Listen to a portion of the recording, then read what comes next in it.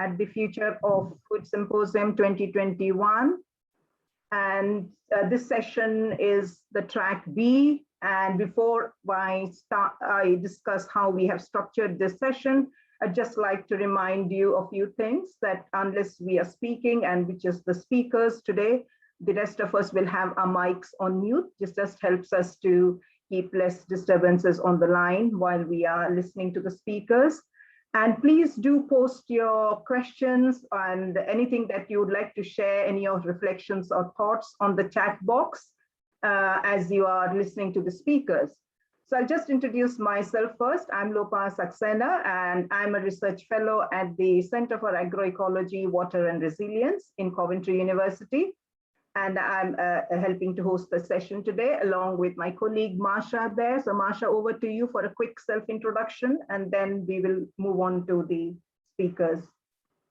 Hi, I'm Marsha Smith, and I'm a doctoral researcher at Coventry University, and I've co-organised the symposium over today and tomorrow. Thanks, Marsha. And so I think I can share the screen now, so it just helps it to structure it better what we have. So I guess you can see that now.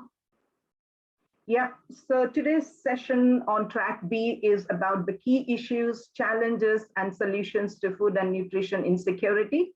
We all know that's one of the major challenges at the moment for all of us, all the different countries, whether it's a developing country or a developed country. And as we might have listened to the keynote speeches earlier, food definitely is on the agenda at this moment at all levels, whether it's global or local. And so for today's session, we actually had 5 speakers, 5 presentations, but unfortunately, because of unavoidable circumstances, 2 of our speakers have dropped out. So we are having 3 presentations today. So these are the 3 papers that you can see on the screen now. The good thing is, obviously, we have more time now for each presentation. I know initially you were asked to present for about 15 minutes and a discussion for 5 minutes after that. But I think given that we'll have more time today with 2 speakers not being there, so we can take it easy, actually. We can have some more discussions around after each presentation and simply have more time for interaction and asking questions. So we could do that today. So we'll make good use of the extra time that we have. So I think without wasting any further time, I think I'll take off the screen. I'll take off the shared screen at the moment. Maybe I'll invite the first paper presenters, if they're there attending this. I'm sure they are. I think I've seen you. So if you could present the first paper, Are Nutritious Diets Affordable to People from Various States of India, an Exploratory Study? And please just give us a self-introduction first before you go on to your presentation. It would be good to know a little bit more about you. Like I said, we have more time at our disposal today, so we are in no rush, actually. So do let us know a little bit about yourselves, where you are based, before we go on to the presentation. And Marsha will be monitoring the chat. Both of us will be looking at it, but she'll be looking at it. And if any of us have any questions, please post them, and we will have the discussion at the end of each presentation. Yeah, so that's all for now. So over to the presenters for the first paper. And I think the other thing is everybody knows that this session is being recorded. So that's something to keep in mind. Yeah, okay. All right, over to, do we have Sunita?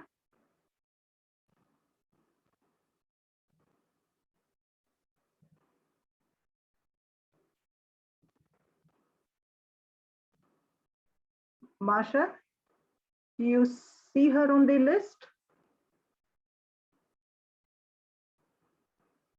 Are they able to join in? We have Purva here in the chat, so she should, I don't know whether she's going to start presenting. Yeah, Purva, are you able to join in to present your paper?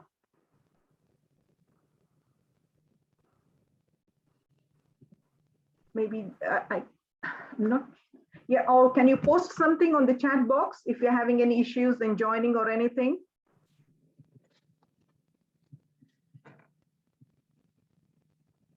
And if not, we can move on to the second speaker and then we can come back to that first presentation. Okay, so I'm sorry about this. So possibly there's some difficulty for them to join in. So let's move on to the second paper then, Innovation and Change in the Provision of Emergency Food Aid During the Pandemic. So I would invite any of the authors present for that paper to make the presentation, please. Okay, should I upload my own presentation or, because I've uploaded to the site, but I'm happy to share my screen and upload. Yeah, just share screen. Yeah, sharing the screen is fine. Okay, let's have a look. Thank you. Give me a second to upload it.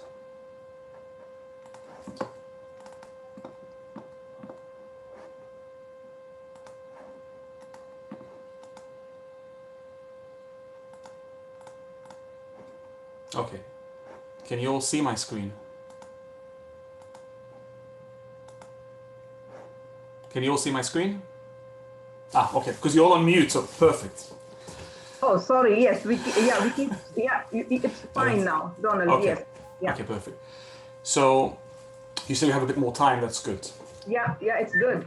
So my name is Ranta. I'm a senior lecturer in politics and international relations at Kingston University and a former chef. And even though my initial research was mostly about foreign policy, over the last few years it's focused mostly about food and identity and food insecurity. And I've got my colleague here, Hilda Mulrooney, also from Kingston University, and I think she'll introduce herself. You'll introduce yourself now, Hilda, or a bit later? Hi, I'll say hello now. I don't seem to have an option of switching my camera on, so I apologise for that. But I work with Ronald at Kingston University in London. I'm a dietitian and nutritionist by background. And the other partner that we have on this work is Bhakta from London Metropolitan University. And Dee also has a nutrition background as well. So this is work that the three of us have been doing. Thanks, Hilda. We can see you actually. Your camera is on. Oh, okay. I can't see myself. Okay. Yeah, so we can see you. Thank you. Thank you. Okay. So first of all, good morning and thanks very much for the invitation to talk. And also thank you for those who are present, because I know it's a really nice, lovely, sunny day outside. At least that's the way it is here in Brighton. I know how difficult it is to come to presentations in such beautiful weather, particularly with those who are not in the UK. We didn't have good weather for a very long period of time. Now, the main topic we'll talk about is food insecurity and food poverty. And even though this has been a topic of conversation in the UK for some time now, I think before the pandemic, it's very much been underappreciated, the severity of this issue. The most recent Food Standards Agency Food and Yours survey indicated that around 16% of the British population are classified as food insecure, with half as chronically or very food insecure. And that corresponds very well with many other studies that have shown around 8 to 10% of the population as suffering from food insecurity. Now, pre-pandemic, if you think about how do people get by who are suffer from food insecurity, so beyond support from family and friends, the main way was through food banks. Now, for those who are familiar with the literature and the media, accessing food banks normally required referral from a GP, health services, school, which enabled those who require emergency food aid to access them, normally given provisions for three days, either for an individual or a family, and they could use these services to up to 3 to 6 times. It differed between different food banks because we had several different organizations running food banks, Trussell Trust and independent food banks, and also what they provided, because the food aid also differed quite dramatically. What we're going to talk about is a project which is ongoing, funded by Crescent, and it looks at the provision of emergency food aid during the pandemic. We focused on Southwest London, particularly in and around the borough of Kingston, and Sussex, particularly in and around the city of Brighton and Hove. What we've been particularly interested in understanding have been the changes to the provisions of emergency food aid during the pandemic from what existed pre-pandemic. And I'm sure you're probably all aware that the issues of food insecurity during the pandemic increased quite dramatically. So the numbers, even though we don't know precise numbers, at the height of the pandemic, the numbers of people accessing food banks and provisions of emergency food aid increased sixfold.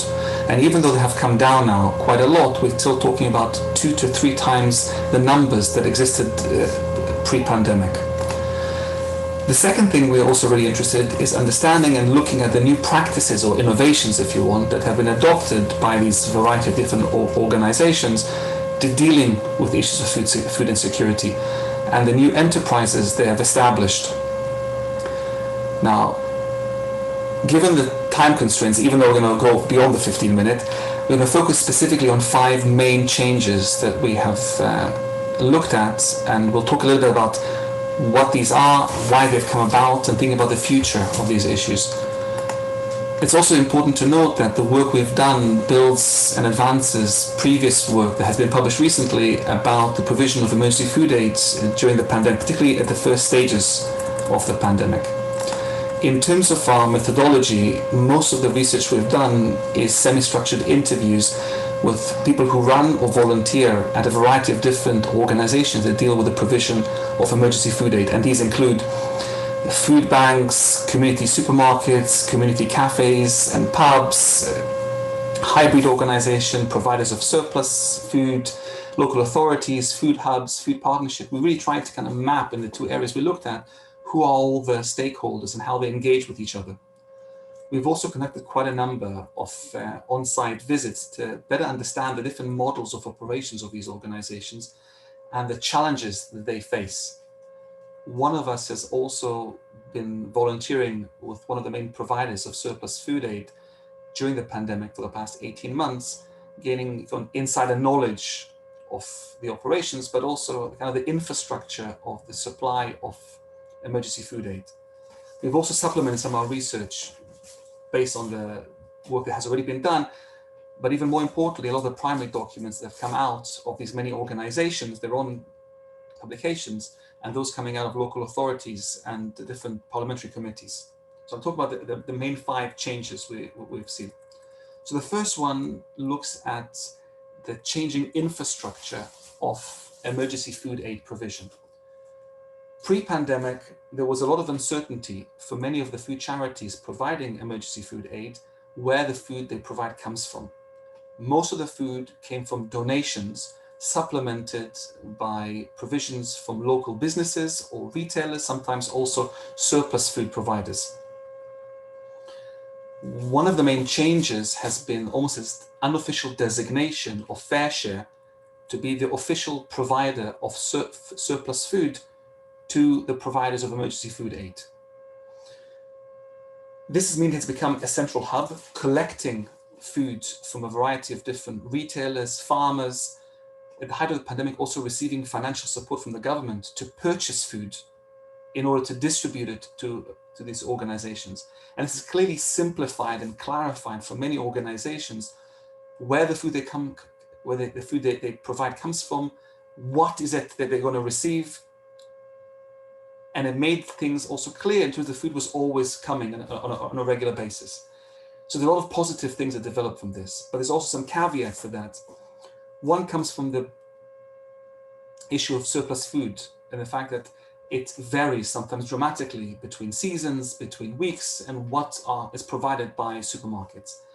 The second thing is that Fair Share is not the only provider of surplus food. And I think we're going to hear in this conference and symposium quite a number of different initiatives. So there's a lot of duplications in the system. It is also associated very clearly with large supermarkets and retailers. And there are questions about the institutionalization of emergency food aid provision. Its model of operation also relies on a small subscription fee paid by these organizations. During the pandemic, most of it was covered by local authorities, donations, and grants. So there's questions of what happens afterwards. The second major change, I think, and it's probably the biggest change I think we've seen, is the increased coordination between the variety of organizations operating them. One of the main problems pre-pandemic has been duplication of resources, duplication of services, often competing organizations, so food banks competing with each other for grants, for donations, for resources. What we have seen particularly is the central role taken by many food hubs and food partnerships, either existing ones or newly established. So there's a phenomenon now that across the country we've seen many newly established food hubs and food partnerships. Almost all the organizations we've spoken to talk about the centrality of these food hubs and food partnerships in centralizing and coordinating activities. And this has meant coordinating efforts to distribute food aid. Many of these partnership and hubs have also purchased food themselves to help distribute, sharing resources, distributing and sharing funds and grants, helping with volunteers, giving specific knowledge to many of these organizations. That's been really central. And in addition to that, these different food charities have also started to work together. There's still a lot of duplication in the system, but far less than there was previously. We have WhatsApp groups established that connect them with food partnerships to coordinate activities. So there's many examples for this. So you might have, for example, a traditional food bank that caters for homeless, that has access of lentils or chickpeas or spices, getting in touch with a food bank that normally caters to BME families and saying to them, listen, we've got all this access food which we can't use, can you use it? And vice versa. And this coordination now is also seen in terms of the involvement of local government and local authorities in a way which wasn't beforehand. The distribution of funds and resources, direct coordination activities. We see new roles established as food poverty or food insecurity coordinators, project and development managers. So in that regard, this has been a hugely beneficial pandemic in order to deal with this issue of food insecurity. The last point on this slide is the issue of food delivery. So before the pandemic, there was an initiative called Meals on Wheels, which many local authorities did to provide hot food for many vulnerable people. Just an example, in Brighton Hove, this was about 400 meals delivered per week. This has been extended dramatically during the pandemic. So the height of the pandemic in Brighton Hove, we talk about 5,000 meals delivered. Who received it? So beyond the traditional vulnerable population will be those who are shielding, isolating, those who could not cook for themselves, or those who would normally go to a food bank were now being delivered the food.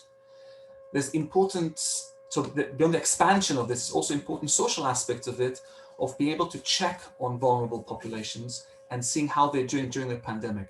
So numbers have now come down dramatically. They're around, in Brighton Hove, for example, around 1,000 a week, maybe even a bit lower. But there still has been an expansion of what existed previously. One of the main challenges of dealing with emergency food aid has been that it's mostly about alleviating an emergency need. That was the main provision here. And that's because of that, there was very little recognition or thinking about nutritional or cultural needs, and even less about how to alleviate the fundamental problems that brought about the need for emergency food aid. I mean, we talk about things like food poverty, but what we're actually talking about in many cases is poverty. So simply giving people food parcel doesn't solve the problem. It alleviates some of the symptoms, but on an immediate case. Traditional food parcels were meant mostly 14 tins in a box, solving a 3-day crisis, or maybe a crisis over subsequent weeks, and that's about it. Many of the food charities we've been speaking to have, before the pandemic, already thought about how they could go beyond provision of emergency food aid, but the pandemic has really helped them even further develop these ideas. For example, asking less for referrals, going beyond 3 or 6 provisions to providing as much as needed for as long as necessary, but also employing nutritionists, thinking about what are the dietary needs of the people we're supposed to help. Thinking also of culturally appropriate food that people might require. It's also about thinking about how do we support families to cook together, to eat together. And one of the interesting things about the pandemic has been that it made food insecurity more visible to many more people, because we all became aware of it, particularly in the first few weeks of the pandemic when we couldn't access supermarkets or online buying slots. So thinking about cooking, but also thinking about how to use what they give. So one of the issues of using Fair Share or other surplus providers is a lot of the food they provide, particularly in season, is fresh produce. How do people use courgettes, butternut squash, beetroots? So providing them, for example, I'll show you images in a second, for one of the charities, Bright Boxes, which is a similar concept to HelloFresh, food provision with recipes, with instructions to help families gain knowledge, either as cooking skills, into the calorie knowledge that will help them further develop these afterwards. And also trying to connect beneficiaries with wider services. Again, something that happened before the pandemic, but was accelerated because of the pandemic. Thinking about the underlying issues of unemployment, of domestic abuse, substance abuse, mental health, and so on. The last issue has been a move by many of these organizations to rethink their operations, sometimes quite dramatically, specifically moving away from traditional food bank models. And we've seen a variety of different models. One of the most common one has been community supermarkets, which either operate on a subscription fee or a pay-as-you-go model. The main reasons for these new enterprises have been trying to have a more sustainable model, a model that will move beyond the provision of emergency food aid, but also models that will avoid the stigma attached to going to food banks, models that will give those who are trying to use them choice. And we forget about the importance of choice when accessing emergency food aid. In the past, you get 14 tins in a box, that's all you had. The idea of choosing what you want to eat and thinking about the cultural and nutritional values of what you're getting, but also being able to pay for it. These new models are also thinking more widely about the circular economy, tying in with local producers and businesses, trying also to expand production. So for example, a traditional food bank will tie in with a lunch club or with a community cafe, using the same food resources, sharing them among the different ones, cooking some of the foods that they receive, particularly fresh produce, so it could be sold in a community supermarket as jams or soups. And this ties in with a wider issue of sustainability.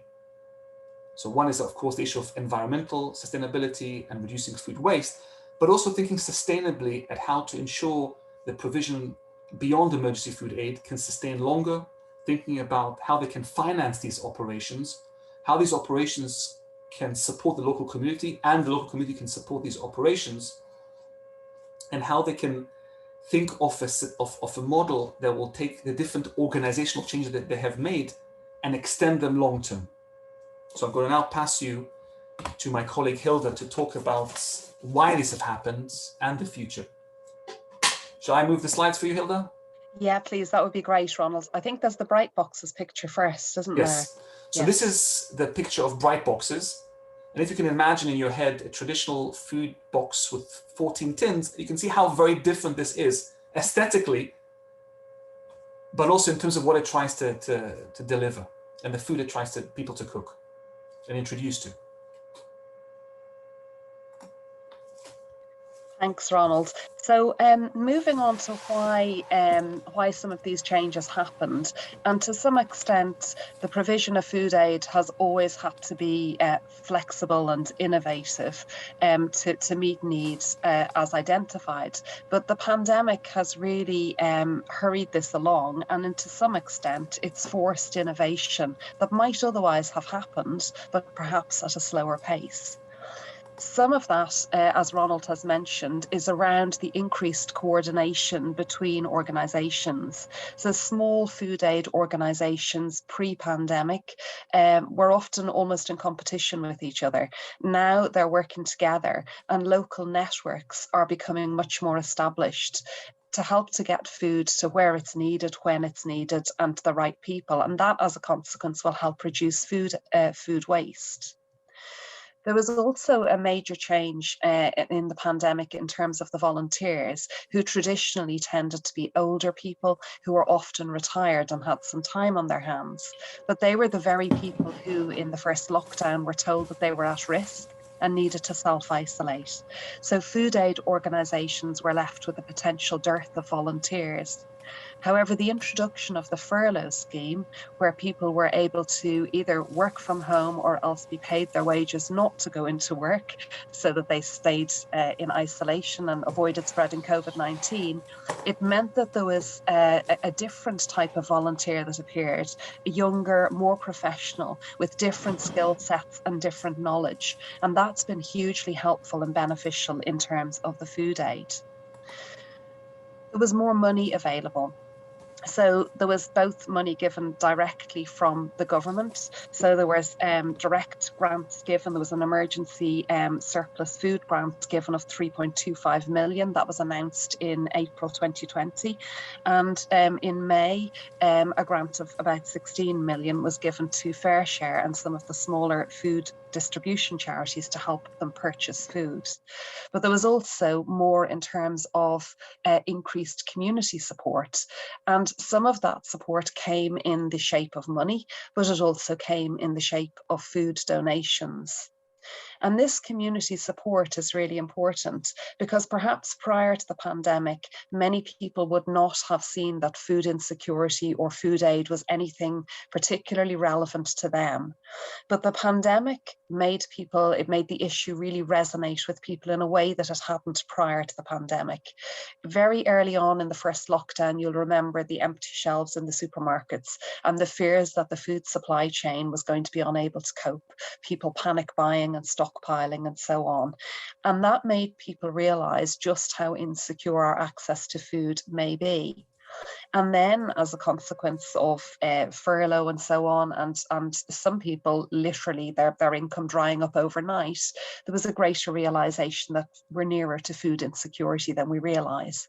So there were also some very high profile interventions, like Marcus Rashford, for example, around the need to extend free school meals into the holidays that really galvanized communities. And we also saw greater local and national government involvement, both directly through financial donations, but also indirectly through changes to legislation. So all of that has resulted in major changes, but what's going to happen in the future?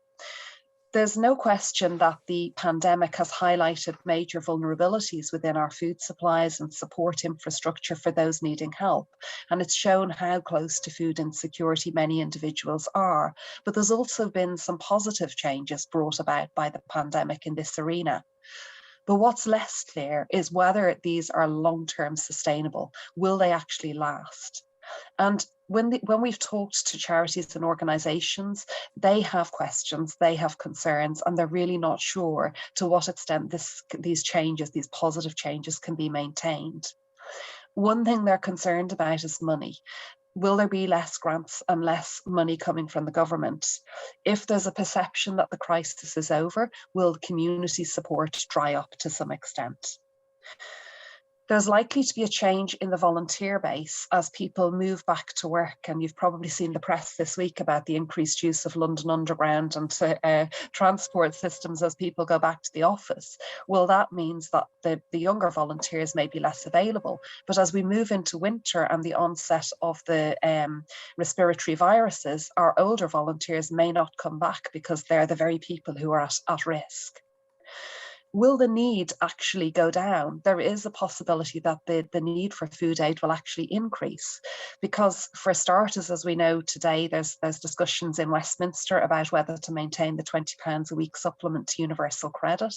So money that vulnerable families have been relying on may actually reduce.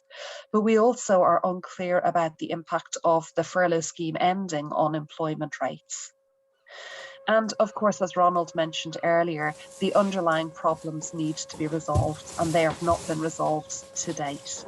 So there's a lot of questions that have arisen from the work, and we're very grateful for your time and attention, and we're very happy to take any questions you may have. Let me stop sharing. Thank you so much, Ronald and Hilda.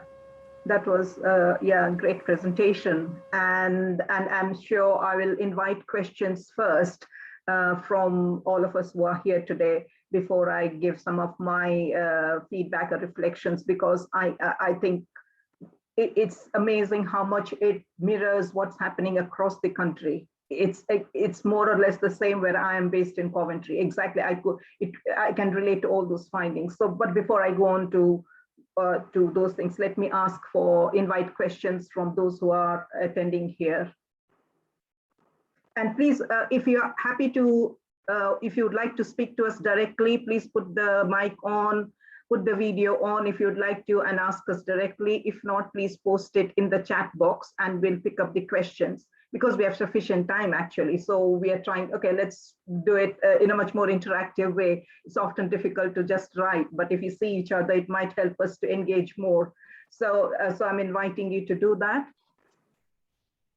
Yeah, I have a question for Ronald and Hilda. Thank you so much for that. It was really insightful. And again, as Lopa says, we're going to be presenting later this afternoon, and there's a huge amount of crossover there, particularly also with working with FareShare.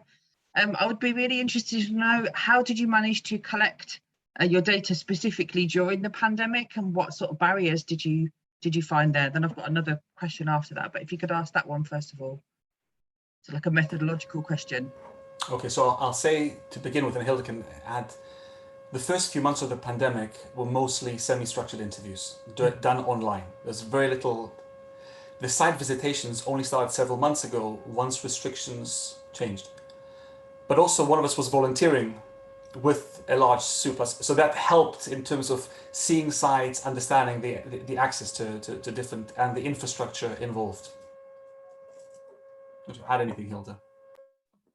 No, I guess I'd just echo what you said. I mean, one of the keynote speakers was talking about how important tech is. And actually, we really relied on tech for all of this work, really, because as Ronald said, the on-site visits just weren't possible early on. But we're hoping to do more of them now that restrictions have lifted and we're able to get out and about a bit more, because it really helps to be able to go and visit and see people in a way that online doesn't quite give you the same overview, I think. But the interviews have pretty much virtually all been online. And can I ask who was volunteering, and was that a relationship that was established like prior to the pandemic, or was it something that you engaged because of the pandemic? You thought you'd go out and volunteer? Okay, so I was volunteering, and what happened is at the beginning of the pandemic, a lot of the writing I've done previously has been about top-down government policy, and I've always felt a bit of a fraud in doing that, of not understanding what is actually happening on the ground. When the pandemic hits, I heard there's a need for a lot of volunteers, so I volunteered. I used to be a chef, so I thought these are transferable skills that I could use.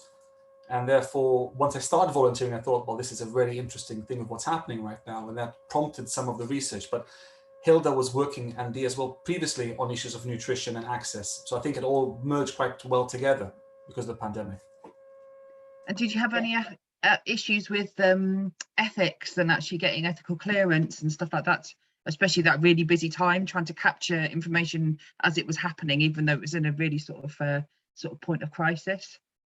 No, I wouldn't say we did, to be honest. We went through the normal ethical process at the university, and there were no concerns raised. We were able to record our interviews, and we've got the transcripts of those, obviously with permission of participants. But there were no ethical problems that were highlighted. I guess I'll highlight that we didn't ask to visit any of the sites during the height of the pandemic. So in that respect, there were no security or ethical issues raised from that. Yeah, I was volunteering to, I set up a WhatsApp group to help coordinate some of the community food sector responses in Nottingham.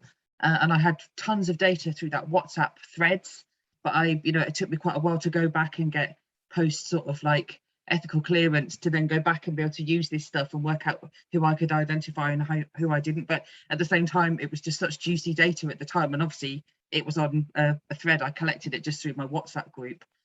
So yeah, I was just interested in how that data was captured and then sort of processed. But yeah, I mean, it's absolutely fascinating. And the other question I've got is about ongoing.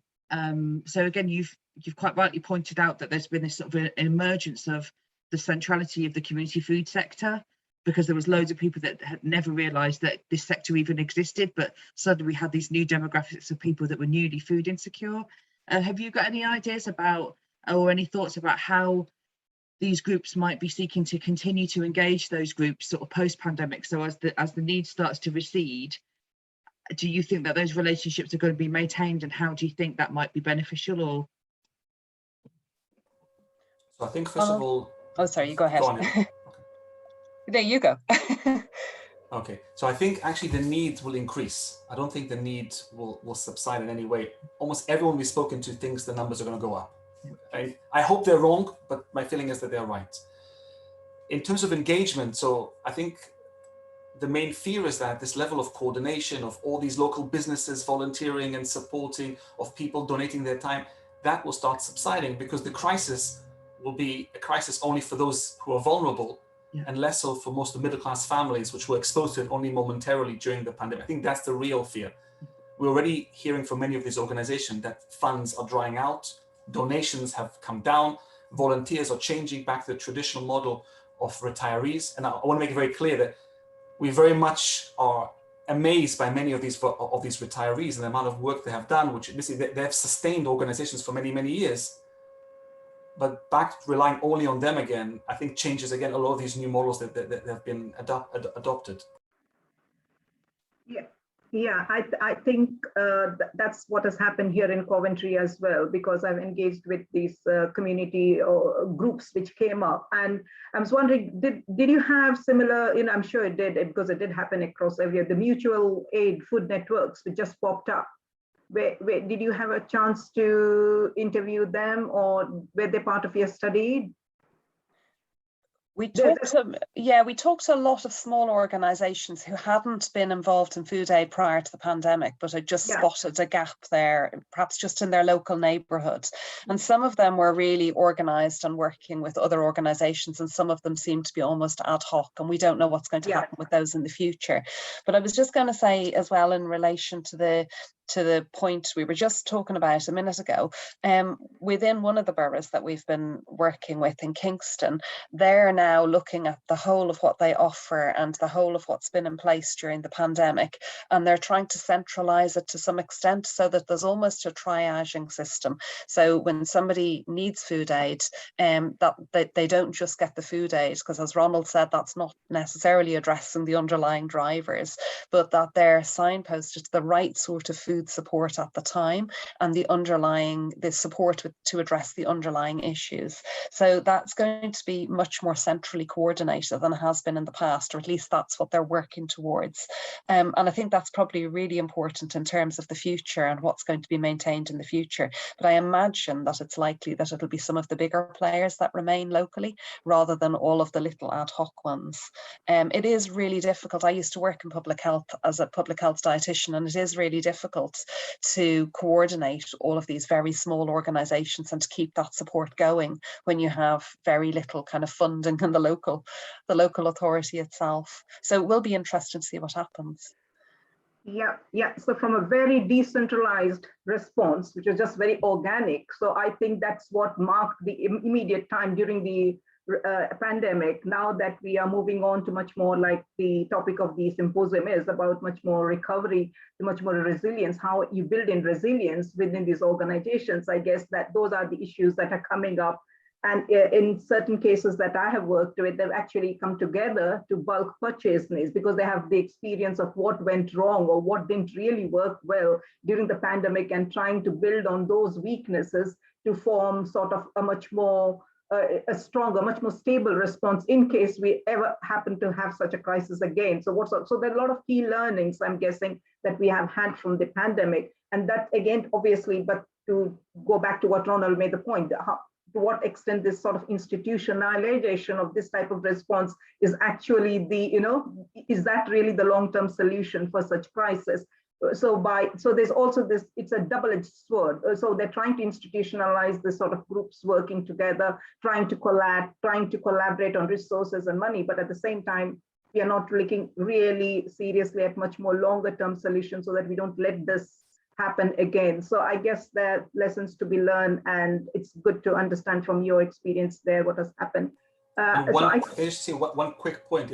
One of the main things we've noticed, and it's very interesting to think about, is some organizations have definitely learned and expanded and have a lot of networks, but others have not. So you have to see a postcode lottery of provisions.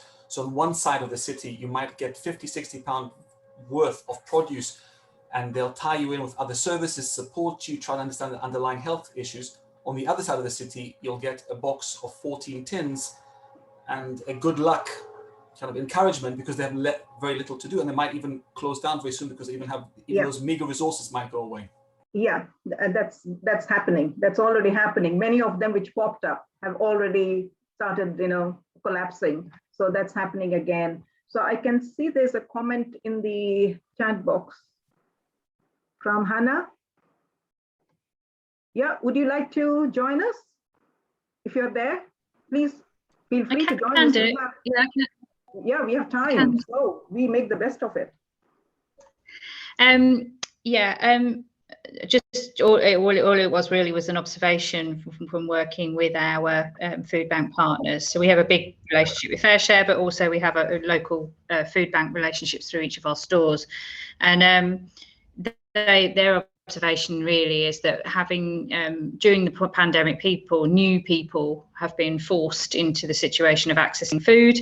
Now they have got over that perceived barrier for whatever reason, culturally, morally, they don't want to be seen to be doing these things, accessing this food.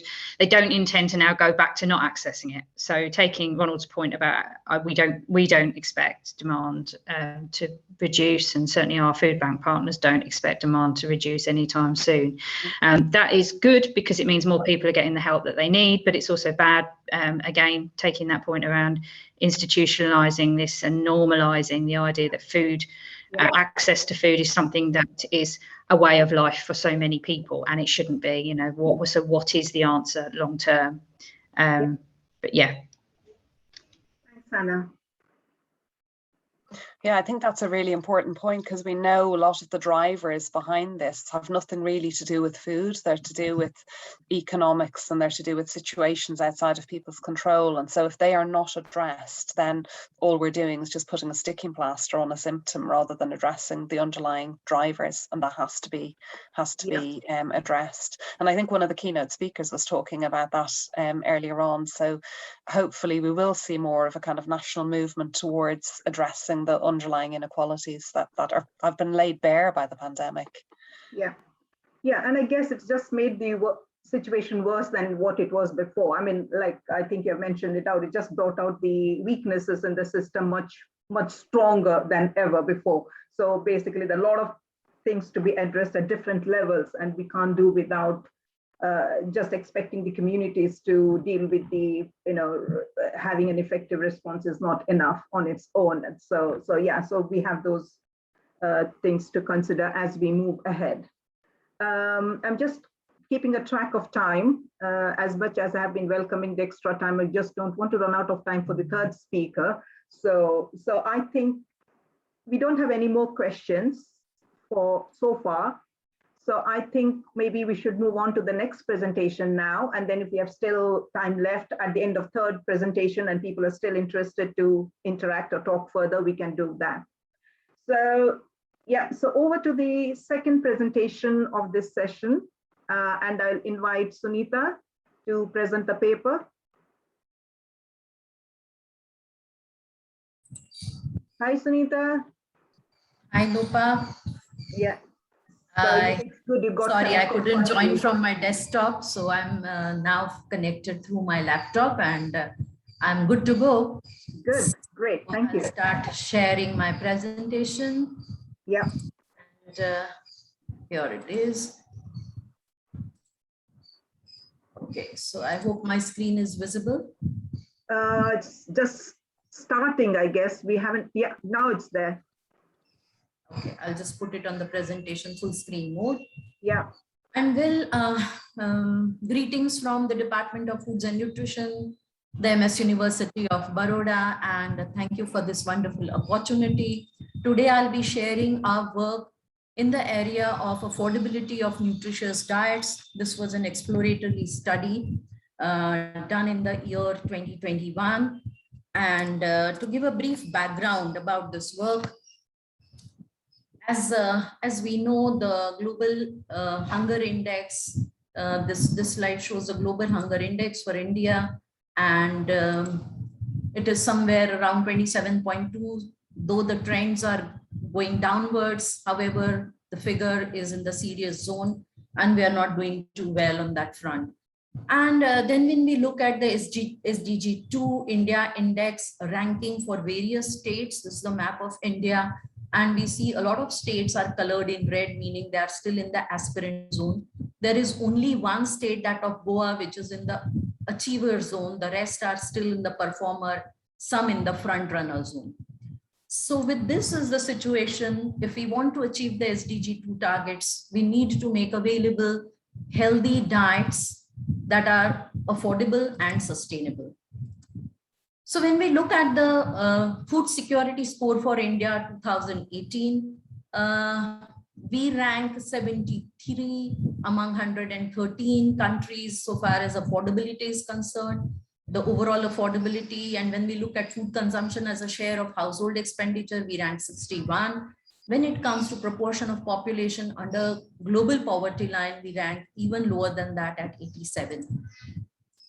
Therefore, we really need to look at our diets, and when we compare them with the Eat Lancet diet, we realize that the Eat Lancet reference diet, which recommends consumption of fruits, vegetables, plant-based sources of proteins and fats, unsaturated oils from fish, and carbohydrates from whole grains, as compared to that, the Indian diets continue to have significantly higher amount of cereals, much lower amount of fruits, vegetables, legumes, egg, and meat, as of data obtained in 2020. On the other hand, the consumption of processed packaged foods is going up, and it is higher in urban areas, even higher than that of vegetable consumption. The Eat Lancet diet, which is estimated at $2.84 US per day, is beyond the reach of almost 1.6 billion people living in sub-Saharan Africa, South Asia, Middle East and North Africa, East Asia and Pacific, and Latin America and Caribbean. So with this as the background, we started with 3 basic research questions. One, what is the cost of usually consumed diets across various states of India? By usually consumed, we mean the routine diet that are being consumed now, the habitual diets. Do the current diets meet the minimum dietary diversity score of women across various states of India? This is because women generally get paid less wages for same amount of work. And secondly, they get a lesser share of the nutritious food from the household bowl.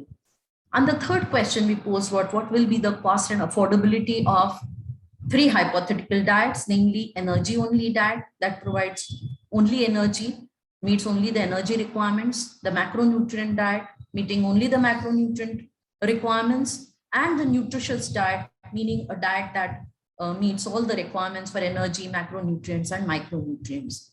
We also thought of having 4 variants of each of these diets. The mixed diet, meaning a diet which contains both plant and animal-based foods, vegetarian, ovo-vegetarian, because a lot of population in India is ovo-vegetarian, meaning they have only eggs as an animal source protein, and then the vegans.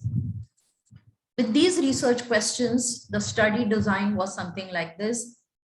We tried to collect data. This was essentially secondary source data. So the data from 26 states were collected.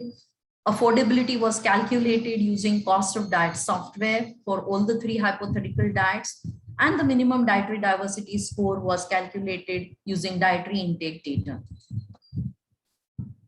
The secondary data sources used were the household consumption expenditure survey data, which is conducted every 5 years. The latest data we had from the round 68 conducted in 2011-12.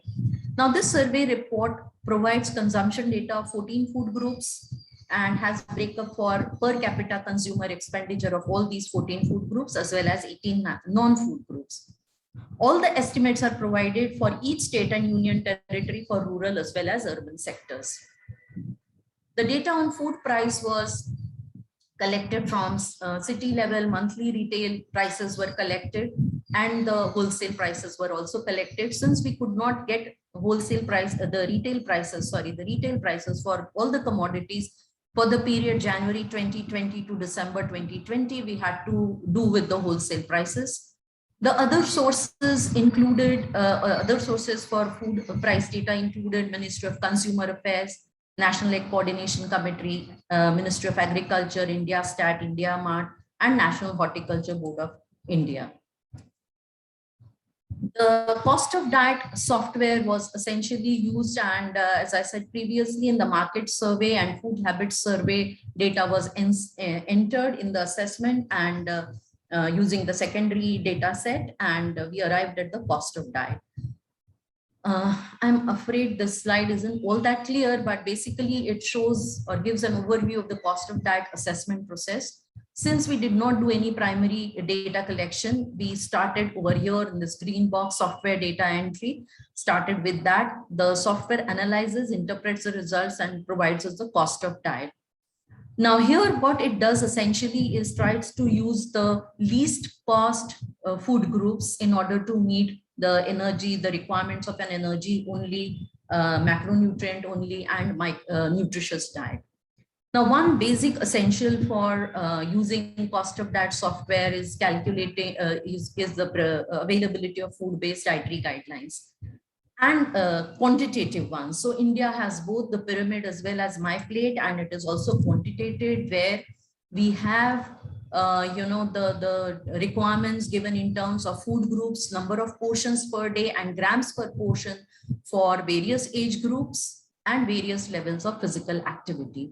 So this is a simple exemplar which shows that cereals and millets, pulses, each of them, the gram per portion is given and number of portions to be consumed per day are given. So once this data is entered, and we make use of the Indian Food Composition Table 2017 data to enter the nutrient value of foods, and the RDA 2020 to enter the dietary requirement, nutrient requirement data. The software makes use of the local foods, the cheapest sources available, makes use of the cost per 100 gram, takes into consideration the dietary habits as we enter, and the portion sizes, also the average energy requirements and the recommended intakes of protein and micronutrients, and calculates the cost of diet.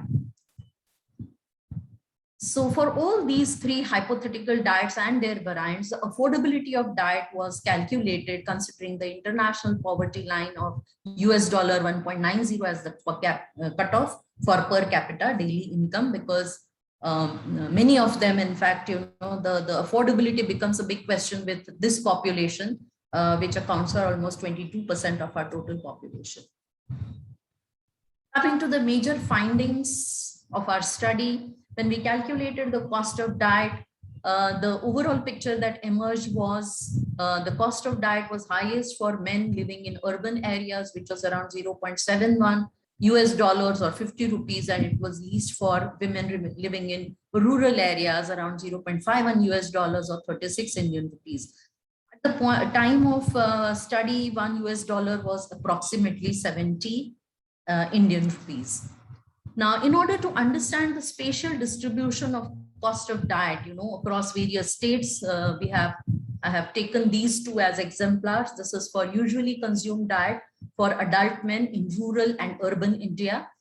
The green areas essentially show that the cost of diet was least in these areas. So a large portion of the country is in green, the remaining in yellow and red. However, all the usually consumed diets, as stated previously, were affordable because they were well below US dollar 1.90. We also examined the cost contribution of various food groups to usually consumed diet, as to which is the food group that is, accounting for the largest cost. So we divided the data from entire country into West Zone, South Zone, North Zone, and East Zone, and studied the rural and urban men and women diet of rural urban men and women. And as can be seen from this, the blue portion of these graphs is related to cereals. This depicts the cost of cereals. Now, though the cereals are the cheapest source or the cheapest food group in the entire diet, since they are consumed in large quantities, they contribute a lot, the largest, perhaps the most, to the total cost of diet. Certain dietary habits also influence the cost of diet or the contribution of various food groups to the total cost of diet, and namely the West Zone and the North Zone depend more on the milk and milk products shown here in orange rust color as a source of protein, while the South Zone and the East Zone depend a little more on meat, chicken and fish shown here in the gray color. The trends were very similar in rural as well as urban situation. When we plotted the US dollar 1.90 food plus non-food international poverty line and 1.20 as the food only international poverty line, we again see that all the states of India, the usually consumed diet was found to be affordable to all the populations. Now here we can see that the US dollar 190 is approximately Indian rupees 133 and US dollar 1.20 works out to be Indian rupees 84. However, how do things change when we come to the hypothetical diet? So when we look at the energy and macronutrient diets, whether mixed diet, that is a plant plus animal based diet, vegetarian diet, ovo-vegetarian diet or vegan diet, we realize that all these diets are well within the limit of Indian rupees 84, equivalent of US dollars 1.20, and therefore they were affordable. When it comes to nutritious diets, the scene changes a lot. And as we can see, the nutritious diets, the mixed diets were affordable. The vegan diets too were affordable, largely affordable, but the nutritious vegetarian and ovo-vegetarian diets were not affordable. They were way beyond Indian rupees 84 per capita per day. Now let us look at the affordability. How many, what percentage of population could afford these diets? The affordability of, as mentioned previously, energy only and macronutrient diet was affordable to all the populations, while the nutritious mixed diet and vegan diet was affordable to 92% of the population, and the vegetarian and ovo-vegetarian diet was affordable only to 15% of the population. Now, some of the limitations we know: energy only and macronutrient diet. Energy only diet meets only the energy requirements. The macronutrient diet meets only the energy, protein and fat requirement. The mixed diet met requirements for all the nutrients, while the vegetarian, ovo-vegetarian diet was deficient in B12, and the vegan diet was deficient in B12, iron and calcium requirements were not met through this diet. If we look at the spatial distribution, once again, the red portions, in the top maps, which show the energy only diet, energy only mixed diet, shows that they were affordable as they were much below 1.20 US dollars. But when the same diet is converted to a nutritious diet or calculated as nutritious diet, we realize that a large portion, which is depicted in yellow, rust and red, in these two maps, these states could not afford the mixed nutritious diet. However, these are very few states, namely, this is the state of Tamil Nadu, here there's state of Madhya Pradesh and Tamil Nadu, where the diets were not affordable. Coming to the vegetarian diet, that was found to be affordable only to 15% of the population. This is the spatial distribution across various states, where we find that except for the green patches on these two maps, practically the entire country is colored in rust and red, showing that these diets were not affordable in these areas. Here I would like to mention one thing: the data from Jammu and Kashmir and the newly formed state of Telangana was not available, therefore we could not map those two. Similarly, the ovo-vegetarian diet is the entire map is practically seen in yellow, rust and red color, indicating that it was not affordable in all these areas. Except for the green and light dark and light green area, which are very small, the diets were not affordable in across most of the country. Coming to the vegan diet, again, this was largely affordable, and most of the parts that are colored in yellow and red, yellow rust rust and red were the ones where the diets were not affordable to the population. Now, India is a culturally and diverse country, and the food habits are also very diverse. The cost of diet was found to go up when animal-based sources of food were incorporated.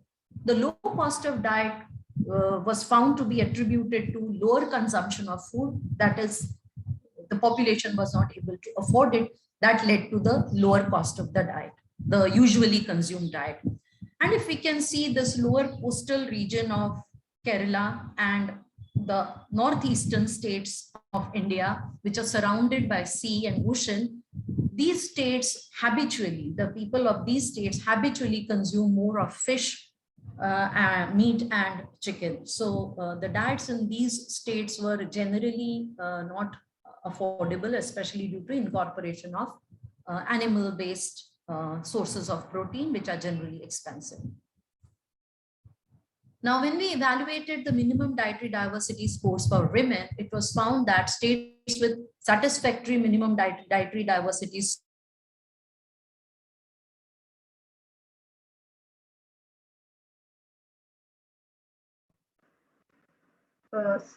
Sunita, if you are able to hear us,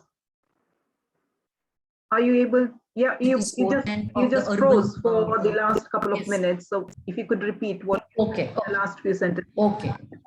Yeah, sure. I'm done. I'm almost done. Okay. So this shows that the minimum dietary diversity score for women was poor, especially in the rural areas. Now, to put forth some of the limitations of the study, we did not have very recent data. We had to use wholesale prices. The seasonal variation in the prices could not be calculated, and the contribution of home produced food in the rural areas and some urban areas could not be estimated. To conclude in few lines, we can say that in order to improve the affordability of the diet, we need to improve rural incomes, especially that of women. But many a times improved incomes also mean increased purchase of packaged processed food. So there's a need to create awareness. We need to promote nutrition sensitive agriculture, subsidize and promote nutrient dense foods, along with taxing of unhealthy foods, limit in advertising of unhealthy foods, and the list goes on. And maybe we can decide the poverty line based on the cost of nutritious diet. I wish to conclude by thanking my young research team of Purva, Payal and Surbhi. Thank you all. Thank you for this opportunity, and thank you for patient listening. I'll stop sharing my presentation. Thank you, Sunita, and thank you to your team. So that's a lot of work. And I guess there's a lot to take in as well. So there's obviously, I'm sure this must be years of work. So obviously trying to condense it into a session means, yeah, there's so much to take in, but it definitely points to some very key findings, which you really highlighted at the end. So which is something which is of concern also in the countries like UK and other developed countries as well, how the processed foods diet has become actually much more affordable, which is the key thing which comes out very clearly across all the states from India as well, how the nutritious diets is much more costlier to afford, and plus the divide between men and women, which is much more stark also in that cases, compared to, say, processed foods. So which is explains why processed foods are dominating the markets today. So in a way, so it's there's a lot of work, and I think that stood out from your presentation. And of course, given the limitations that you stated, how you capture the data and the fact that it's quite at an aggregate level, and plus you have used household consumption data, which dates back to a few years. And I'm sure the way the transitions in diets is happening across countries is also something within 10 years, 9 years. I'm sure in the last year, during the pandemic, the diet has changed tremendously everywhere.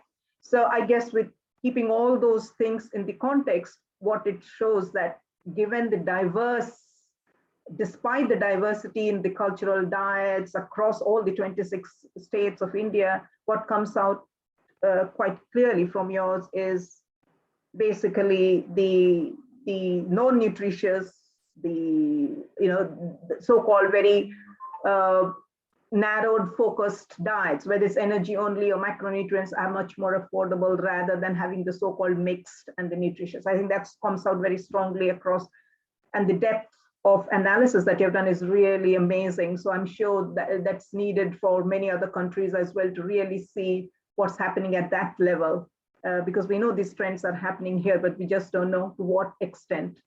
I'm just inviting questions and any thoughts and reflections to this presentation. Sunita, I have a question. Thank you for that. I just wondered if you've got any sort of sense of what do you think changed during the pandemic? Because obviously this is some slightly historical data. I just wondered whether you've got an overview of what you think actually happened with this situation during the pandemic that you could update us with. Okay, so the one thing that happened was the prices remained more or less stable for most of the commodities, except for vegetables, which are highly perishable foods. So they generally come from peri-urban and rural areas. So that was a little difficult to get, especially in the urban areas. But the government machinery was put into force, and the ground level, the community level health workers were put into action, and they were going with door-to-door delivery of ration, especially, giving basic requirements to especially targeting the pregnant, lactating women, children, especially identifying SAM children, because we already have a data of these children in the health centers where they visit every month.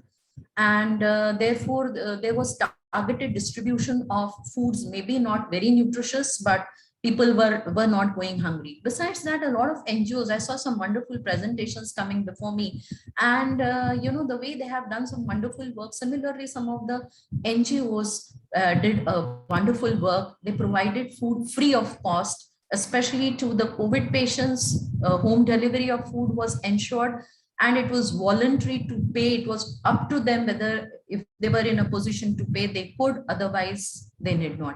Similarly, the sanitizers and hand washes and a lot of other kits were distributed, the sanitary kits were distributed across the state, and therefore across the country, I believe. And therefore, some of the areas are really difficult to reach, but because we took help from the local health service providers, it was a lot easy. They know the people, and they did a wonderful job. They did a wonderful job of reaching out to each one of them. Besides that, in cities, municipal corporations developed apps. When there was lockdown and we could not go out and purchase foods, we just had to put our requirement, and the food basket was delivered at home. It had just basic essentials. It did not have, all the maybe micronutrient rich foods, but it was made sure that nobody went hungry. I think I should add to that it's the diversity of experience across, because it's a vast country anyway. But despite the fact, again, as we have noticed here, the community groups were quite fast to organize on the ground, and again, and similar set of situations actually. So they have got over the difficult periods, and now the question is, what do they do after that? Or do things go back to what they were before? And or do they get much more, are they going to be much more permanent features of the foodscape? People still don't know about it. I guess all of us are making those lessons, learning those lessons. Any other questions or reflections or thoughts from anybody else who is attending our session? Please feel free to post, or just you can switch on your mic and have any reflections or any thoughts while they're thinking of. Yeah, sorry, Masha, go on. Sorry, just one more thing. A lot of people have lost jobs.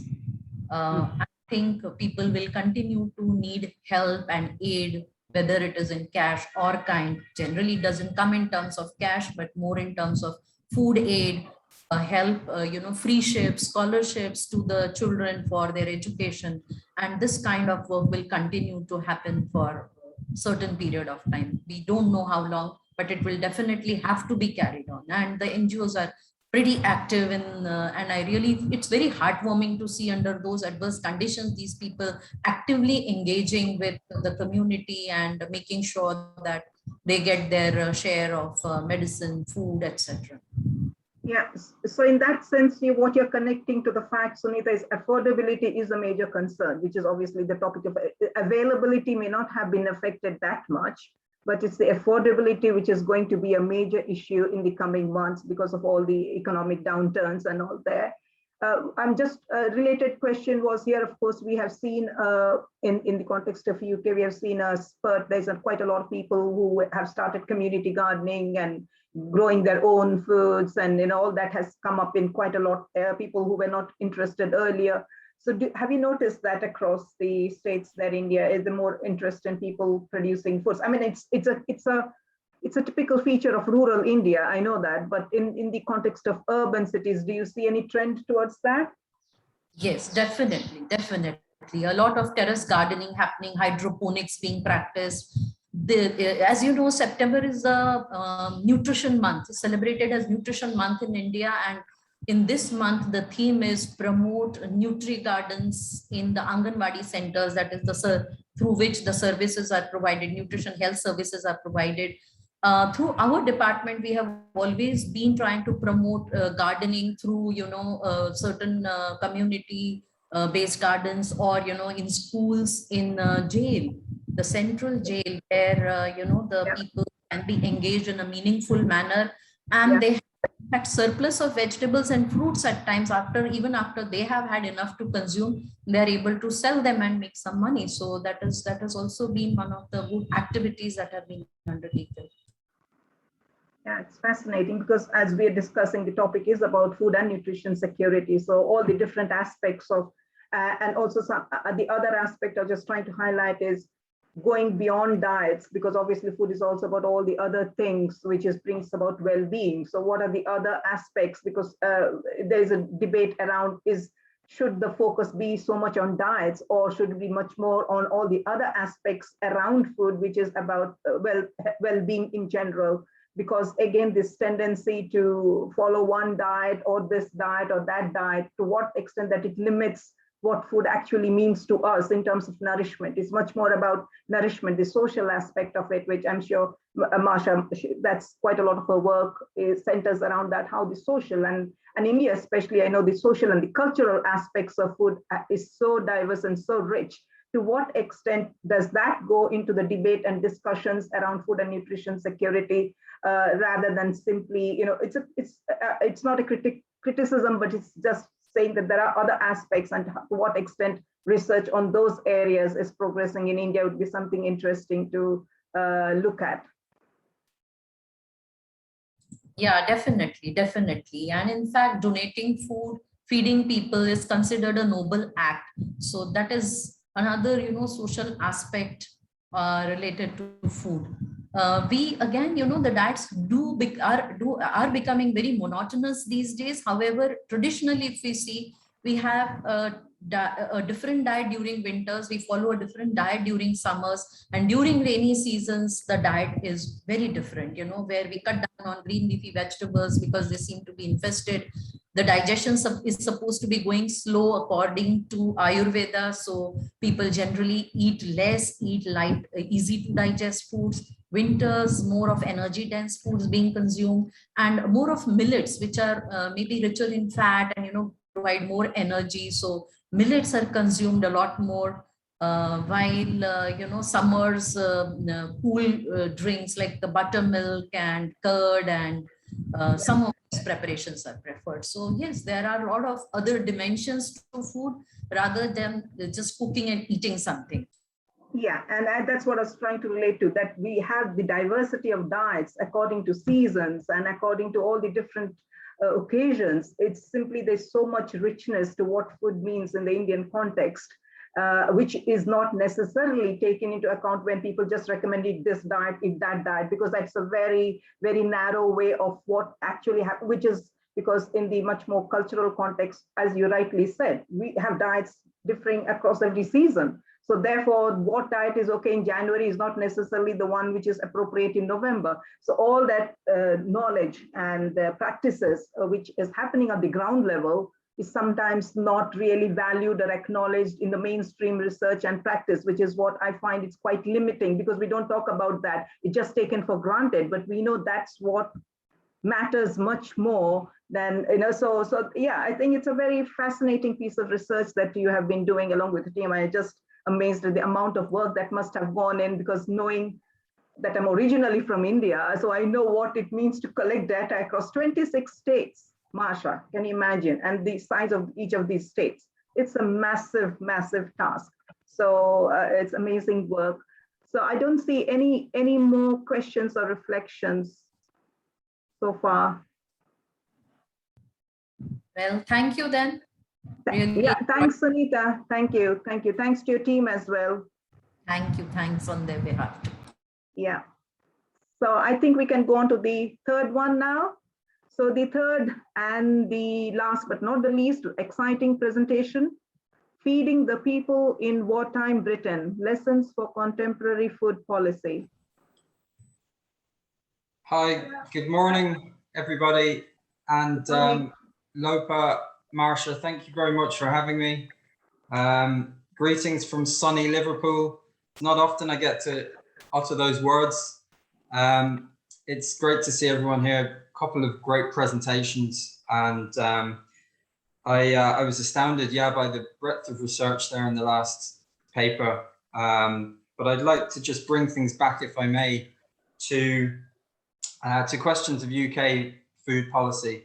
And Marsha, we've known one another for a long time, and we've collaborated on things together. And she knows that I'm a historian, so I'm constantly saying to you contemporary food policy folk that you've got to consider the history here. And I think there's a slight blind spot in some commentary on UK food policy today on the history of public feeding in Britain and the history of feeding the people.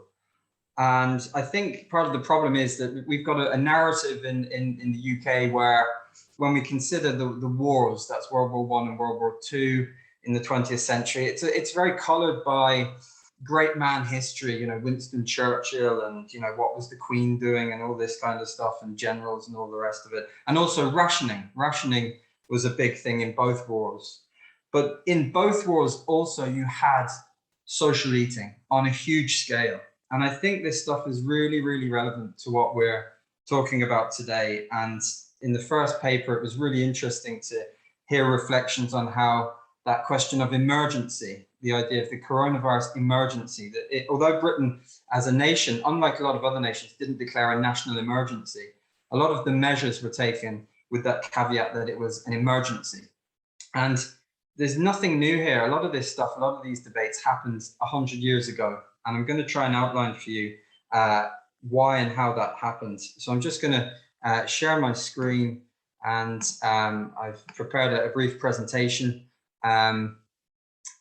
for you on this theme, with lots of, you were pleased to hear, with lots of pictures, because everybody loves pictures. So those are my details. My name is Bryce Evans. I should introduce myself. I'm based at Liverpool Hope University. I'm a professor of modern world history, but I specialize in food history. And I'm really interested in the politics of food across history. And so this presentation today is based on a new book I've got coming out called Feeding the People in Wartime Britain. And that's coming out in next year, early next year, with Bloomsbury. So those are my details. If anyone's interested to get in touch, either on Twitter or email, I'd love to continue the conversation. But my point is that these debates we're having today in the UK are at least 100 years old. And what do I mean by that? Well, I mean the debates, for example, to go back to COVID, and we heard that this was unprecedented, that the level of state support had never been seen before, that the level of national emergency had never been seen before. Of course, that was nonsense. You had provision, state provision in the wars, of course, a different context. But for example, the public health message that we'd never faced such a public health crisis as this, well, there's a clear example 100 years ago, the 1918 influenza, and I'll go on to talk about that. The other things that were supposedly unprecedented, but which weren't, were things that were being raised this morning: supply chain anxieties, food shortages. All these things occurred 100 years ago, and then about 60 years ago. We had the return, didn't we, in Britain, of state-subsidized public dining. I never thought we'd see this again in Britain, but we had, importantly, that I'm talking about the Eat Out to Help Out scheme, which we had in the summer of 2020. But that state subsidized public dining was seen before. It was seen in both World Wars, and things like food parcels, food aid, the whole question of food poverty and food insecurity and the state's response. All these debates were had 100 years ago and 60 years ago. The debate between Marcus Rashford and Boris Johnson, when, you know, although I know a lot of people in the food action sector who are a little bit frustrated how Marcus Rashford suddenly got all the headlines because there's been some amazing work done for years and years on food poverty. But that celebrity intervention, again, we saw that before. We've seen that before in UK history. And these debates about the role of the states, about voluntarism, about charity, whether it's better to have a voluntary charity model to address food insecurity, or it's better to have state action. Again, we've seen all these before. We saw these 60 and 100 years ago. So I'd like to go into the history here. Marcia knows that I can talk till the cows come home, but I'll keep it within the confines, hopefully within 20 minutes or so. And I'd like to just share with you my first slide then. The man, very stiff looking man on the left is a man called Lord Ranta. And Lord Ranta was the man appointed food controller in World War I. So we're going back 100 years. We're going back to the First World War. And at the start of the First World War, you didn't have state action on a big scale. All that changed in 1916 and 1917, where you started to get real food shortages in Britain, long queues for food, a lot of poverty and insecurity, especially in working class urban communities. And the government under David Lloyd George, who was the then Prime Minister, responded by appointing this man, Ranta, who was a millionaire businessman, a Welsh millionaire businessman. He appointed him food controller. So you've got to consider very different context 100 years ago. You have a wartime context where the state's role encompasses a sort of food czar. And, you know, food was such an important issue that this guy is employed to oversee how the nation is coping with food. And Ranta was a conservative appointment. He came from a conservative background. He was very nervous about state action. And this is a continuous tension which exists today. If you look at the debates around universal credit at the moment, you know, the £20 in universal credit, or you look at the debates, go back to Hansard, the UK parliamentary record, look at the debates around state support during coronavirus, about the school holiday provision for kids. You can almost take those debates and see them exactly 100 years before, where more conservative elements were saying the role of the state should not extend to feeding people. If it does, we will destroy the family, we will destroy the role of the woman, we will destroy society. Civilization will collapse as we know it. And more progressive voices saying people need to be fed and there needs to be a long-term and sustainable approach to food poverty. So Ranta is a conservative appointment in his office. He's really quite uncomfortable about the notion of the state taking on responsibility for feeding people. And there are voices on the left which are continuously pushing for a greater role of the state. The likes of Sylvia Pankhurst, the wonderful socialist and suffragette. Sylvia Pankhurst is one of the, one thing that's not really well known about her. She was an early pioneer in UK food poverty, and she's continuously agitating for the state to take on a greater role in feeding people. So, but this is 1917, remember, this is 100 years ago, 104 years ago. We've just had the Russian Revolution. So more conservative elements within society are very, very nervous about the role of the state expanding to anything that might be considered Bolshevik or socialistic. So these debates which we have today, if you go to the debates, Marcus versus Boris, conservative MPs saying, whoa, it's wrong to feed kids. The state can't feed kids in the school holidays. The tokens, this was in the debate, that the vouchers for food will be spent on things like alcohol and cigarettes and drugs. These same debates happened 100 years ago. There's a great nervousness in this country about the state taking a role in feeding people. And we have to go back to, I suppose, the Victorian period. Things are changing in the late Victorian and early 20th century, where the old responsibility for feeding people was always charitable. It was the Lady Bountiful, usually an upper class woman with a nice hat and a flowing dress, a Lady Bountiful doling out soup to the grateful poor, the sort of soup kitchen model. Well, that's starting to change around the turn of the century. It's starting to change because of radicals like Sylvia Pankhurst, but also because of new trends such as socialism, the new liberalism, a new activist liberalism of the Liberal Party in the United Kingdom, and also the sense that nutritional advance was occurring. So you've got to consider 100 years ago in the 1910s, they didn't have the same understanding as we do today of nutrition, of calories, etc., of different food groups, but they were starting to understand how food poverty was a long-term issue for state and society. And they do start to understand vitamins. In the 1910s, they understand vitamins for the first time. So more and more, there's a growing consensus that the state should be taking on a role in feeding people. Now, we have to consider, though, that the country is at war. So there's a cynical imperative for the British state to feed people. That's because if you feed people, they're better nourished, they're not malnourished, you've better soldiers, you've better fitter fighting bodies. And a lot of people might be familiar with the moral panic after the Boer War at the turn of the century, when the poor nutritional, the sort of malnourished British recruits really became an issue. So there's that martial imperative as well. But there's also this imperative for the sake of morale and society to feed people. And so the first incarnations of the state feeding people in Britain were bizarrely these trams that you see on the right, witnessed across the country.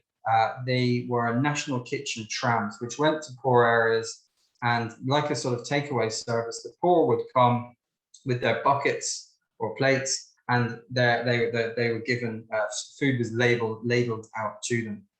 But that approach changed, and it changed in favor of a more sit-down model, a more sort of community kitchen model of public feeding. And that was largely due to female working class initiative. I've got a picture of Lord Ranta here. He was just the man at the ministry.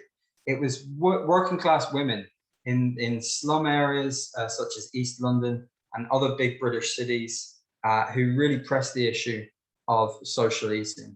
And this is one of the first examples of state-sponsored social dining. Very different to Eat Out to Help Out, of course, but you would have the government, local governments, councils could apply for funds from national government. They receive these funds. They then take over large venues, church halls, swimming baths, that kind of thing. And they run a paid staff, giving food to people. But importantly, the idea was that people eat together and talk to one another. This wasn't, it changed from this doling out model of people being given food from a tram to a model where people sat down together. It was very civilized. The government comes up with plans for social eating, dining together, to be a civilizational activity. The idea that these places which the government is funding should be properly appointed. They should have tablecloths. They should have nice decoration on the wall. They should have music. They should use gramophones and pianos. So it's very different, I think, to the approach we've seen in the first years of the 21st century, where the food bank model, and again, I'd like to echo the first paper and not to denigrate the fantastic voluntarist ethic of the food bank model. But unfortunately, that model, as we've heard earlier, has a great stigma attached to it. You know, you have to have a referral most of the time. To be seen going into a food bank, as we see in movies like I, Daniel Blake from Ken Loach, it can be quite a stigmatizing thing. The government during the First World War in Britain 100 years ago, for all its faults and for the fact that they actually stole these models off working class women, they wanted it to be an attractive thing, and they wanted people to come and dine together. And they were very keen as well that this be a cross-class initiative. So you can be very critical of British governments historically, but one thing they do not want is for food poverty to be associated just with the very poor, just with the underclass, just with people who can't afford to eat. And again, it comes back to female initiative, and it's not always working class women. The woman pictured on the left is a wonderful woman called Florence Horsburgh.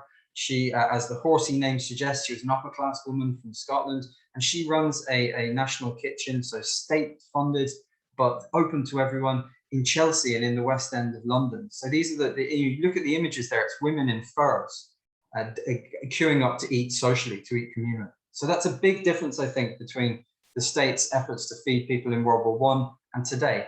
They're very keen that it's not just for the very poor. and you have wonderful women who are more of the sort of Lady Bountiful Victorian image of the sort of, you know, charitable upper class woman, but to be fair, taking a really leading role in pushing state subsidized dining. So it was cross-class thing. It was founded upon female voluntarism. It also, and this is 100 years ago, it also relied on the input of food reformers and nutritionists. And the guy pictured in the ridiculous photo on the left, looking very manly with his tennis racket, is a guy called Eustace Miles. And Eustace Miles has been forgotten to history, but this guy was the sort of Jamie Oliver of his day, a campaigning, crusading chef, one of the earliest celebrity vegetarians in Britain. And he's recruited by the government to come up with the menu for these new sites. And they were very popular sites, as the image on the right shows. That is a picture from the East End, from Poplar in East London. But Eustace Miles, he's a food reformer. So again, one thing that's different today with the sort of emergency food package today, the basic emergency food package, I should say, is that a lot of the time it's not focused upon nutritional, long-term nutritional benefit. And guys like Eustace Miles, who they do have the sort of ridiculous Edwardian macho to them, but they were focused upon people eating more vegetables. Now, I have to say, they came up against popular tastes. The British public loves the sausage roll. They don't really like bean-based stews. So they had to sort of temper their crusading vegetarianism with popular tastes. But the point is here that it did work. It worked in World War I. It worked with a big dollop of state funding and state action. There are around 1,500 of these sites in World War I. Vaguely analogous, if you like, to food banks. But I think they go beyond the food bank model, because they're a cafe model, they're a social model, they are focused on civilizational and morale and sort of an uplifting social thing, rather than just bare nutrition or supplying food to the very poor. Now, quickly, to get on, I know I'm looking at time here, I won't run on. This is Lord Ranta pictured on the left there. He's opening a national kitchen, as he did up and down the country in World War I, with the Lord Mayor there and the Lord Mayor's wife. And it was a big civic occasion. So again, there wasn't the stigma that we see attached to food poverty today. This was supposed to be cross-class, and it was supposed to be long-term and constructive. However, it wasn't long-term because in 1918, 1919, state-sponsored social eating collapses in Britain. Why does that happen? A few reasons. Number one, and again, parallels with the coronavirus crisis, because you had the 1918 influenza. So people coming together to eat, not a good idea.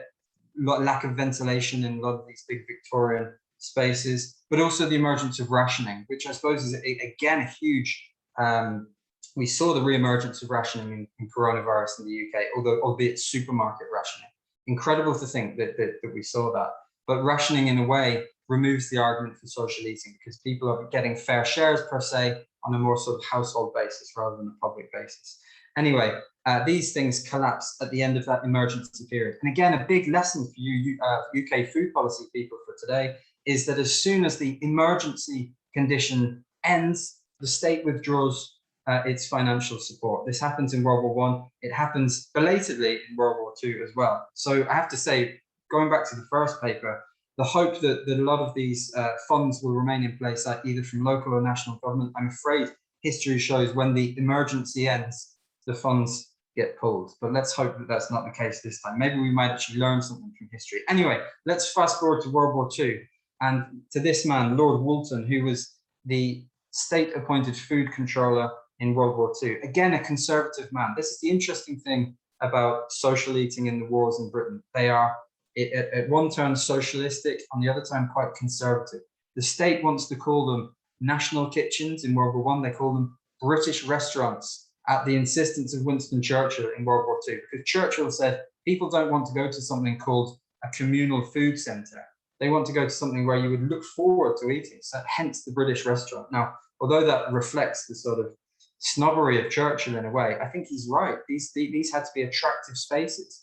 We were getting, the point is here, in the 20th century, we're getting away from the old Victorian soup kitchen model and towards something more long-term sustainable and attractive for people to eat in, and not just focused on the very poorest of the poor. Anyway, Woolton is appointed food controller, And he works with the Second World War. You see a lot of more long-term joined-up thinking. I'm pleased to say the likes of Beveridge, William Beveridge, the man who sort of was the founder of the welfare state in Britain. He starts writing memorandas in the 1930s about how the role of the state had to improve. The role of the state in feeding people had to be grander this time around. And that, of course, runs in tandem with nutritional understanding. There's more nutritional understanding in the 1920s and 1930s. The importance of vegetables in a balanced diet is being established as never before.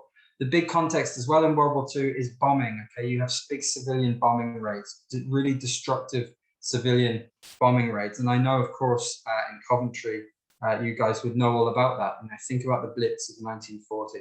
And that's a picture on the right of one of these British restaurants in Newcastle upon Tyne. After a bombing raid, a sort of pop-up social kitchen funded by the government, busy, loads of people. Again, women playing a leading role, but they're literally feeding people who've been bombed out of their houses.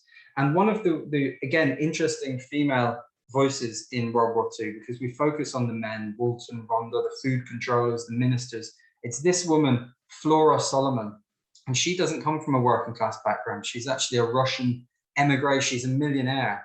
Her family flees Russia after the Bolshevik Revolution. So you'd think this was someone who probably wouldn't be disposed towards social eating, because, you know, the Soviet Union adopts social eating in a big way. It's a very socialistic type thing. But she was, and she really pressed the government. She was a thorn in the side of the government in World War II. And in her very colourful memoir, she has a segment where she says she banged down the door to the ministry, to Lord Walton, and said, unless you set up food kitchens for people, you'll have a revolution on your hands. Yeah, that's in 1940 during World War II. So again, the female voluntary action is very important. Also, we have to say the influence of the retail trade. Flora Solomon, at the time, she's a wealthy Jewish woman. She's working for Marks and Spencer. Marks and Spencer and other retailers take quite a big role. And again, we've seen flashes of that in the recent pandemic, where, to their credit, the private retail trade and food businesses have, we're all in this together kind of effort. There were huge limitations, of course, in this country to the we're all in it together ethic during the coronavirus crisis. I found myself, I'm sure a lot of you people did, shouting at the television at various moments when there was a lot of corruption and cronyism, I think. But this idea of the we're all in it together ethic, you do see this in World War II.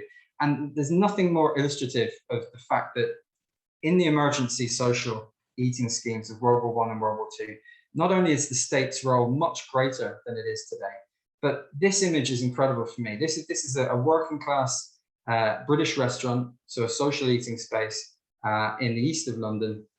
I should mention, by the way, that these spaces, they're price capped. You have to pay for the food, but it's price capped, it's cost price, it's incredibly cheap to eat, and they are meals. It's not just parcels that's given to people, it's cheap meals, cheap nutritious meals.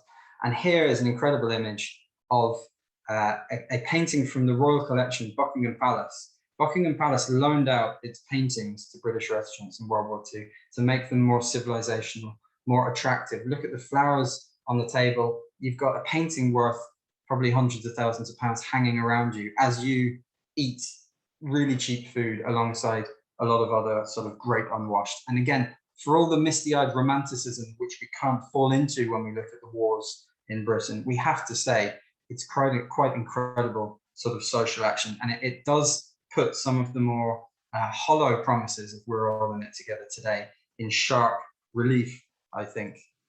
I'm going to finish up very soon, but this is another image from London of a British restaurant in World War II. In World War II, they act as a supplement to the ration, but they are even more popular. There's 2,500 of these sites in World War II in Britain. And if you think about that, 2,500 sites, that's about double the amount of McDonald's restaurants there are in this country, in Britain today.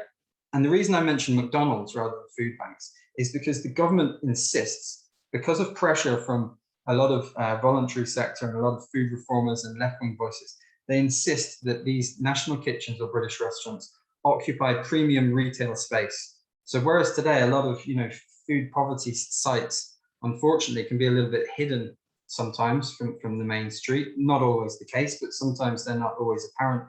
This was the state saying, yes, we will take on big retail spaces, old cinemas, big big retail sites, and we will make them national kitchens and British restaurants.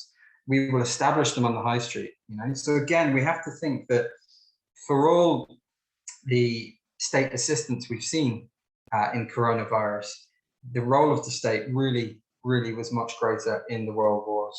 And it extended as well, and as this brilliant image shows, to eating in underground stations. So again, this is state-sponsored social eating in underground stations. They even had underground trains, like the trams of the First World, where people sat down to eat together. So I hope I've just given you a taste of the fact that all of this is nothing new, really. I know it's really annoying when historians say, oh, look, there's nothing new under the sun, but really this stuff happened 100 years ago in World War One, 60 years ago, 70 years ago in World War II. It happened, it was a mixture of often female-led bottom-up voluntarism, but also a greater role of the state being dragged into recognizing that it had to feed people, and that feeding people was a long-term and sustainable option. It wasn't just an emergency sticking plaster. And in World War II, these sites actually exist, some of them into the 50s, 60s, and 70s. So the British restaurant exists in some sites, although there are regional disparities all the way into the 70s. Of course, then post-World War II, you've got the context of the welfare state. So some caveats here. We're not exactly comparing like to like, but let's just imagine that, you know, the idea of emergency feeding is not a novelty, and that it's been done before, and it's actually been done better before. And that's not to denigrate the wonderful voluntarism that we've seen in this crisis, but it's to say that the government actually was a lot more willing, or was dragged kicking and screaming into willingness to fund social eating in World War One and World War II. So that's just a historical perspective on this debate. There's a couple of references there. My forthcoming book, I've published on this in World War One as well, the second one there. The reference to the bottom there is a historian whom I disagree with, who says that actually social eating in the war wasn't all that significant. So if you want to have, you know, I'm quite conscious sometimes. I'm a bit of an evangelist for social eating. So if you want to get the opposite perspective, Atkins is your man there. I think I'll wrap up there. Hopefully it's given you a bit of historical perspective on this whole discussion. Yeah, welcome any questions, and thanks again.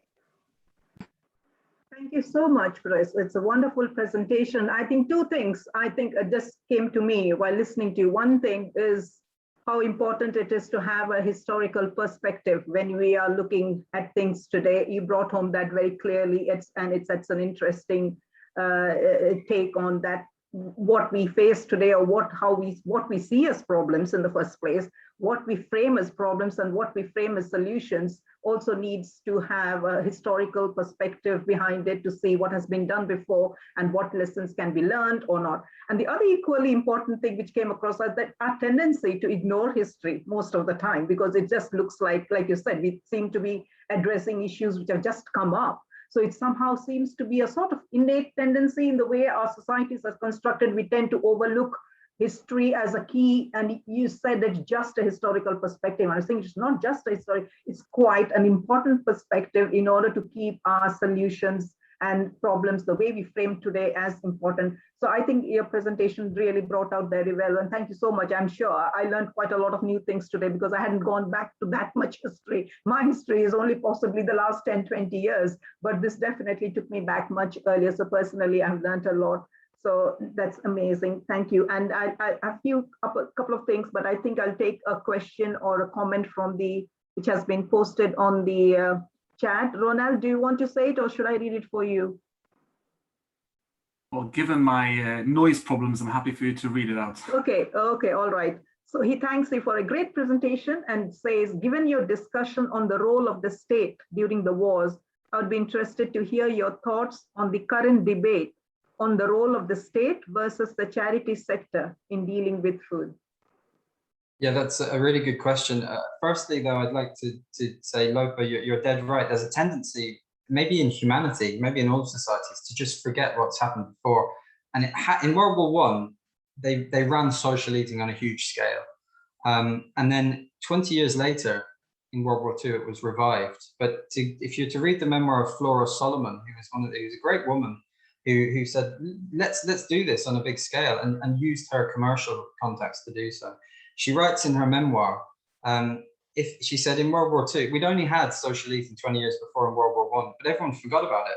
And she proposes to bring it in World War II. And she said she was met, this is by ministers and politicians and policymakers, met with the sort of looks as if she had suggested that the Albert Hall be turned into a nudist colony. People were just like, what, where are you social eating? What?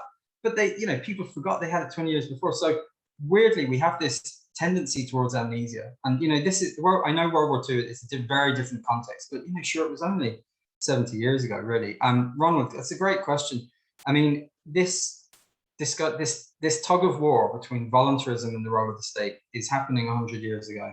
You've got the sort of female, and again, it's easy to denigrate this, but the sort of female Victorian soup kitchen type model being completely surpassed, I think, for the better by a more active state, which is consultative to local needs, but is going to give them money. It's going to give them money, essentially. That the idea of food and long-term food security is not just a charitable thing. Now, I think we've seen actually in the early years of the 21st century a reversion to the Victorian idea that feeding people is a charitable thing, that it's the private sector, or rather the third sector, the charitable sector, that needs to do all the feeding.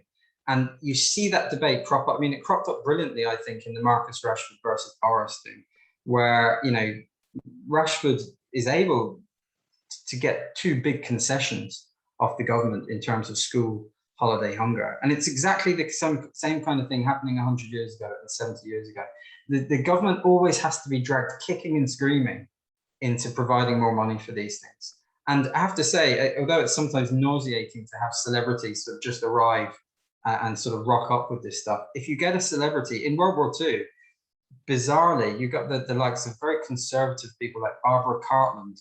Some British people here might know who I'm talking about. Barbara Cartland, a famous novelist, kind of, she was really for public eating, you know, and she was really influential in getting the government to do more. The likes of Tommy Trinder, who was a musical film star.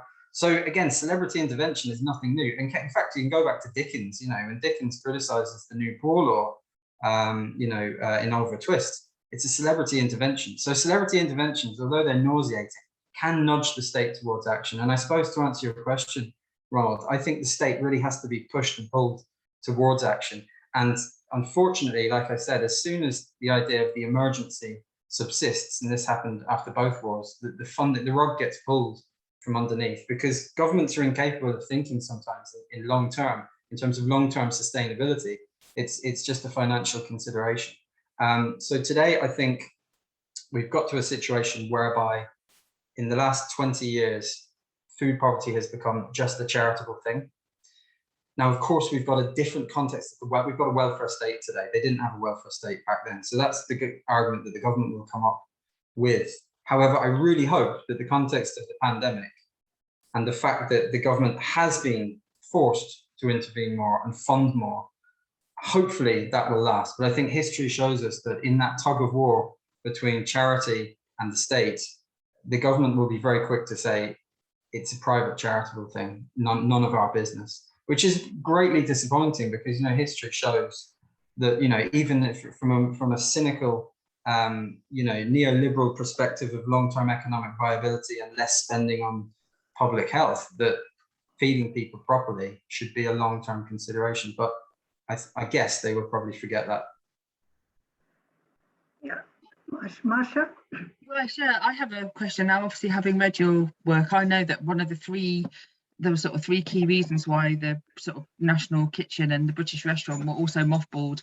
One was that they were anxious about large groups of particularly working class people hanging out together. Another concern about wanting to get women back into the home.